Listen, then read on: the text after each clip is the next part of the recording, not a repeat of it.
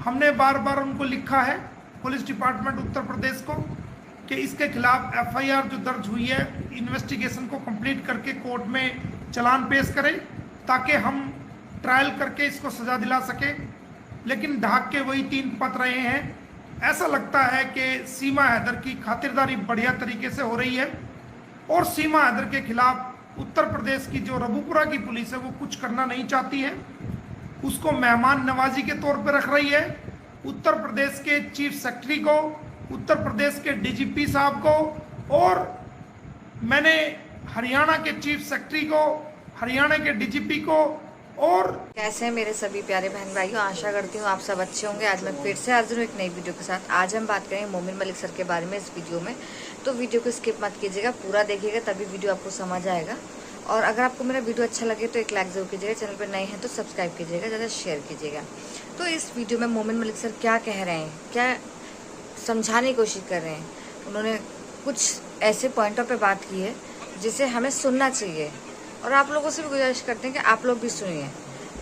जो रघुपुरा की पुलिस है उसके लिए मोमिन मलिक सर ने क्या एक्शन लिया है, किस तरह से वो कार्रवाई कर रहे हैं, वो सब आपको इस वीडियो में देखने को मिलेगा। तो प्लीज़ वीडियो को स्किप मत कीजिएगा, पूरा देखिएगा तभी वीडियो आपको समझ आएगी। तो आइए देखते हैं, वक्त ज़ाया ना करते वीडियो को। हमने बार बार उनको लिखा है, पुलिस डिपार्टमेंट उत्तर प्रदेश को, कि इसके खिलाफ एफआईआर जो दर्ज हुई है इन्वेस्टिगेशन को कंप्लीट करके कोर्ट में चालान पेश करें ताकि हम ट्रायल करके इसको सजा दिला सके। लेकिन ढाक के वही 3 पद रहे हैं। ऐसा लगता है कि सीमा हैदर की खातिरदारी बढ़िया तरीके से हो रही है और सीमा हैदर के खिलाफ उत्तर प्रदेश की जो रबूपुरा की पुलिस है वो कुछ करना नहीं चाहती है, उसको मेहमान नवाजी के तौर पर रख रही है।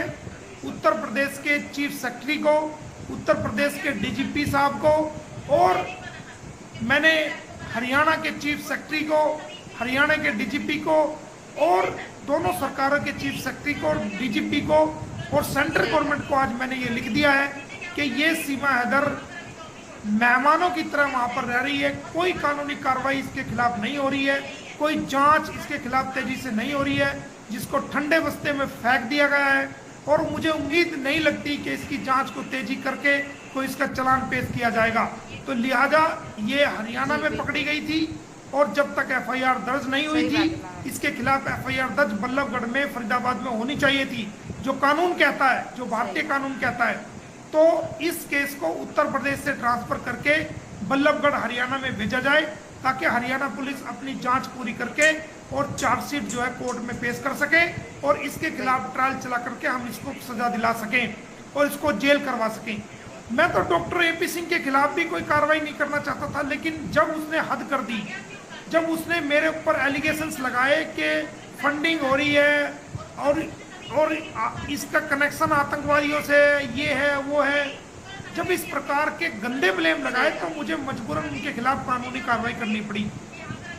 जैसे उनकी जो है ना कोई रिश्तेदारी, उनकी रिश्तेदार में से कोई उनका रिश्तेदार आ गया हो या उनकी कोई रिलेटिव आ गई हो, उसको वीआईपी ट्रीटमेंट दिया जा रहा है, उसकी आवभगत की जा रही है और उसको जो है किसी भी हर जगह वो कहीं भी चली जाती है, कोई उसको टोकने वाला नहीं। सही बात है। चाहे वो भाग जाए, चाहे वो नेपाल के रास्ते से वापस चली जाए, कोई उसकी पूछताछ करने वाला नहीं। वो जब मर्जी चाहती है घर से निकल लेती है, जब मर्जी कहीं भी चली जाती है, कोई उसके ऊपर पहरा नहीं हो रहा, कोई उसकी निगरानी नहीं हो रही, कोई उसकी चेकिंग नहीं हो रही।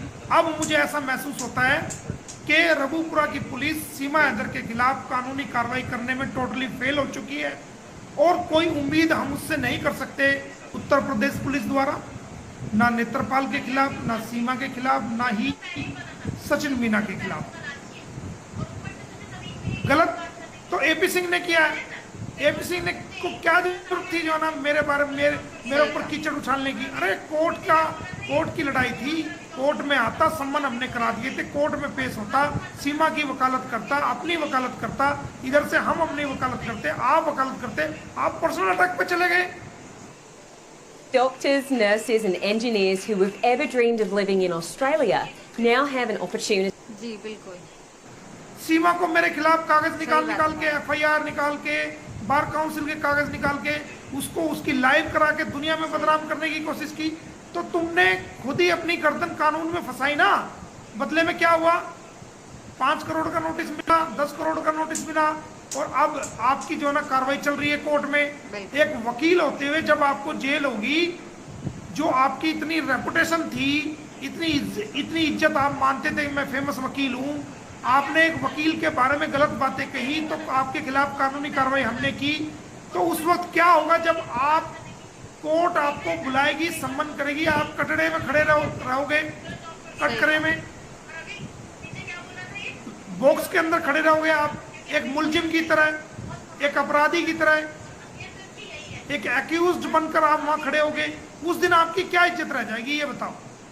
जैसे उनकी जो है ना कोई रिश्तेदारी, उनकी रिश्तेदार में से कोई उनका रिश्तेदार आ गया हो, या उनकी कोई रिलेटिव आ गई हो, उसको वीआईपी ट्रीटमेंट दिया जा रहा है, सही बात है, उसकी आवभगत की जा रही है, और उसको जो है किसी भी हर जगह वो कहीं भी चली जाती है, कोई उसको टोकने वाला नहीं, चाहे वो भाग जाए, चाहे वो नेपाल के रास्ते से वापस चली जाए, कोई उसकी पूछताछ करने वाला नहीं। वो जब मर्जी चाहती है घर से निकल लेती है, जब मर्जी कहीं भी चली जाती है, कोई उसके ऊपर पहरा नहीं हो रहा, कोई उसकी निगरानी नहीं हो रही, कोई उसकी चेकिंग नहीं हो रही। अब मुझे ऐसा महसूस होता है कि रबूपुरा की पुलिस सीमा हैदर के खिलाफ कानूनी कार्रवाई करने में टोटली फेल हो चुकी है, और कोई उम्मीद हम उससे नहीं कर सकते उत्तर प्रदेश पुलिस द्वारा, ना नेत्रपाल के खिलाफ, ना सीमा के खिलाफ, ना ही सचिन मीना के खिलाफ। हमने बार बार उनको लिखा है, पुलिस डिपार्टमेंट उत्तर प्रदेश को, कि इसके खिलाफ एफआईआर जो दर्ज हुई है, इन्वेस्टिगेशन को कंप्लीट करके कोर्ट में चालान पेश करें, ताकि हम ट्रायल करके इसको सजा दिला सके। लेकिन ढाक के वही 3 पद रहे हैं। ऐसा लगता है कि सीमा हैदर की खातिरदारी बढ़िया तरीके से हो रही है, और सीमा हैदर के खिलाफ उत्तर प्रदेश की जो रबूपुरा की पुलिस है वो कुछ करना नहीं चाहती है, उसको मेहमान नवाजी के तौर पर रख रही है। उत्तर प्रदेश के चीफ सेक्रेटरी को, उत्तर प्रदेश के डीजीपी साहब को, और मैंने हरियाणा के चीफ सेक्रेटरी को, हरियाणा के डीजीपी को, और दोनों सरकारों के चीफ सेक्रेटरी को और डीजीपी को और सेंट्रल गवर्नमेंट को आज मैंने ये लिख दिया है कि ये सीमा हैदर मेहमानों की तरह वहां पर रह रही है, कोई कानूनी कार्रवाई इसके खिलाफ नहीं हो रही है, कोई जांच इसके खिलाफ तेजी से नहीं हो रही है, जिसको ठंडे बस्ते में फेंक दिया गया है, और मुझे उम्मीद नहीं लगती कि इसकी जांच को तेजी करके कोई इसका चालान पेश किया जाएगा।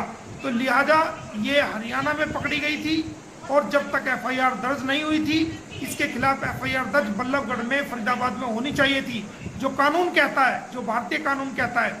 तो इस केस को उत्तर प्रदेश से ट्रांसफर करके बल्लभगढ़ हरियाणा में भेजा जाए, ताकि हरियाणा पुलिस अपनी जांच पूरी करके और चार्जशीट जो है कोर्ट में पेश कर सके, और इसके खिलाफ ट्रायल चला करके हम इसको सजा दिला सकें और इसको जेल करवा सकें। मैं तो डॉक्टर एपी सिंह के खिलाफ भी कोई कार्रवाई नहीं करना चाहता था, लेकिन जब उसने हद कर दी, जब उसने मेरे ऊपर एलिगेशंस लगाए कि फंडिंग हो रही है और इसका कनेक्शन आतंकवादियों से ये है वो है, जब इस प्रकार के गंदे ब्लेम लगाए, तो मुझे मजबूरन उनके खिलाफ कानूनी कार्रवाई करनी पड़ी। गलत तो एपी सिंह ने किया है। एपी सिंह ने को क्या जरूरत थी जो ना मेरे ऊपर कीचड़ उछालने की। अरे कोर्ट की लड़ाई थी, कोर्ट में आता, सम्मान हमने करा दिए थे, कोर्ट में पेश होता, सीमा की वकालत करता, अपनी वकालत करता, इधर से हम अपनी वकालत करते, आप वकालत करते, आप पर्सनल अटैक पे चले गए। Doctors, nurses and engineers who have ever dreamed of living in Australia now have an opportunity. सीमा को मेरे खिलाफ कागज निकाल के, एफआईआर निकाल के, बार काउंसिल के कागज निकाल के, उसको उसकी लाइव करा के दुनिया में बदनाम करने की कोशिश की। तो तुमने खुद ही अपनी गर्दन कानून में फंसाई ना। बदले में क्या हुआ?